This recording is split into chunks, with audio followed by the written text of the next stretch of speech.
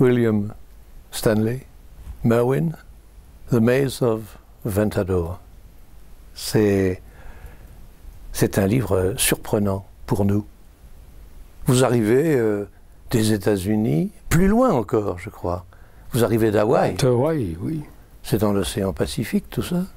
Vous étiez avec la Pérouse pendant son expédition. Il vous a laissé là-bas au XVIIIe siècle. Oui, le pauvre. Le pauvre. Et puis vous arrivez en Quercy, et tout ce que nous apprenons de vous tout d'un coup, c'est que vous avez écrit un livre qui s'appelle The Maze, les aubépines. Mais c'est un double entendre, tu sais, en anglais. Oui. Parce que le mot « mai » en anglais signifie l'aubépine, l'arbre, mais aussi le mois de mai. Et l'un est l'origine de l'autre, je ne sais pas lequel. Enfin, je crois que ce n'est pas connu, parce que c'est très très ancien ce mot. Ça vient du mot maya, c'est très ancien. Mais enfin, c'est la fleur de mai. C'est la fleur de mai. On l'a traduit comme ça en français.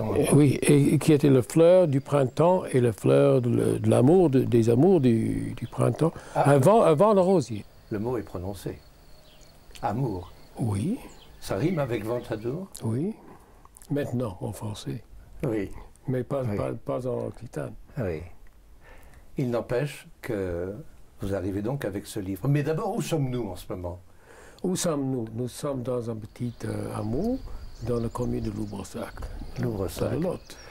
C'est au-dessus de Saint-Céré, Bretenoux? Oh, oui, au-dessus de Bretenoux. De Bretenoux. Et du Castelnau, où il y avait, jusqu'à la Révolution, une des bibliothèques, une des collections importantes des manuscrits des troubadours, parce que les seigneurs de Castelnau étaient des patrons importants des troubadours. Entre eux, Hugues de Saint-Cirque, qui venait de très près d'ici, de l'autre côté de Tégra, oui. et qui écrivait les premières vidas, les premières biographies des troubadours. Un éditeur m'a proposé d'écrire un livre sur un endroit, sur quelques endroits géographiques, et sur un voyage à cet endroit. Je pensais, à ce moment-là, j'avais pris pas mal de notes sur Ventador. J'avais passé ces premières années en parlant de Ventador. Je ne savais pas ce que j'allais faire avec ces notes, n'est-ce pas? Je pensais, oui, si j'écrivais sur Ventador, et je me rendais compte que le voyage à Ventador, c'était un voyage qui commençait quand j'avais 18 ans. Alors, c'est un long voyage. Quand j'avais 18 ans, j'étais déjà sur ce voyage à Ventador sans le savoir.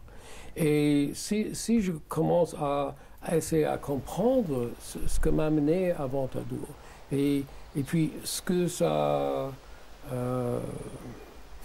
clarifié quand j'arrivais, ce que ça fulfilled, que je ne sais pas. Ce que ça accomplissait. Ça accomplissait, oui. Dans ton parcours personnel. Oui. Alors c'est à nouveau un récit de voyage véritable, parce que tu racontes comment tu arrives à Ventador, tu décris les lieux, et il faut dire que tu as rencontré les lieux encore dans une certaine sauvagerie, et tu replonges à travers cela dans le passé. Dans le passé littéraire comme dans le passé historique. Oui. Alors tu règles tes comptes aussi avec des personnages du XIIe siècle, certains que tu aimes moins que d'autres, si j'ose m'exprimer ainsi. Saint-Bernard, Saint-Dominique, pas tes favoris, mais ça nous remet complètement dans le bain de ce qu'étaient ces lieux. Et puis en même temps, tu remontes vers nous et tu nous ramènes ta propre expérience, ta rencontre avec Ezra Pound, et la manière dont toi-même, à travers d'autres traductions, et peut-être la fréquentation de Dante, on n'en a pas parlé, mais ta traduction du Purgatoire de Dante a été une étape certainement décisive dans ton rapport à cette tradition poétique. Oui, Dante était pour moi un grand guide vers cela, parce que Dante, c'est pas souvent dit, et surtout pas en anglais, Dante était un troubadour. Et c'est pas une métaphore, il l'était. Enfin, ses premiers poèmes sont des poèmes sont des poèmes troubadours. L'idée de Béatrice, l'idée de cette femme perdue qui est l'amour de sa vie, c'est une idée qui vient des troubadours, c'est une idée qui vient pas seulement des troubadours, mais de la poésie arabe du 9e siècle, n'est-ce pas? Et qui était formalisée par Geoffrey Rudel et qui continue dans tous les troubadours. On appelle l'amour de loin. Oui, l'amour de loin, oui.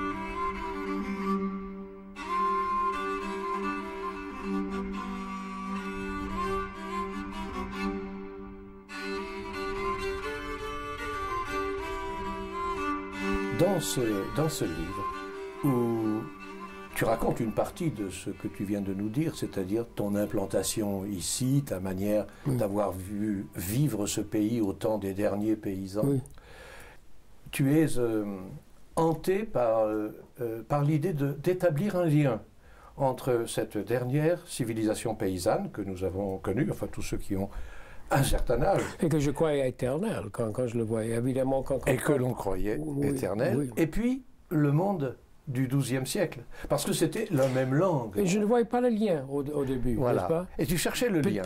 Et finalement, je cherchais le lien. Et tu l'as trouvé? Oui, oui. Tu l'as trouvé? À Ventadour. Tu l'as trouvé à Ventadour. Enfin, je suis ici depuis le début. J'avais à peine 20 ans quand je suis venu ici les premières fois. Le village était très différent que de son aspect actuel. Mais et je savais que c'était un terrain des troubadours, mais je ne connaissais pas beaucoup de détails. Et petit à petit, ça m'est venu. Et on parlait en occitan, on ne parlait pas français. Voilà. Mais tu as appris j'ai appris enfin, je n'osais pas le parler parce que ça aurait gêné tout le monde, moi inclus. Ouais. Mais j'écoutais. Et ils étaient étonnés après que j'avais compris la conversation. Ah oui. Tu as trouvé des sources qui t'appartiennent ici. Oui, une des sources. Voilà. Non, parce que je ne suis pas français, je ne suis pas occitan, je suis étranger. Oui, mais crois-tu que l'univers dont nous parlons soit particulièrement ou uniquement français?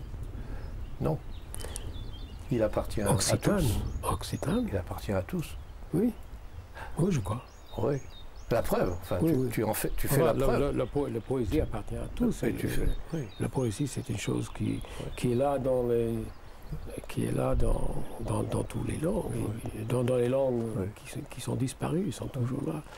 Et un ami m'a dit l'autre jour, un type qui ne parle pas comme ça, et j'étais étonné quand il me le disait.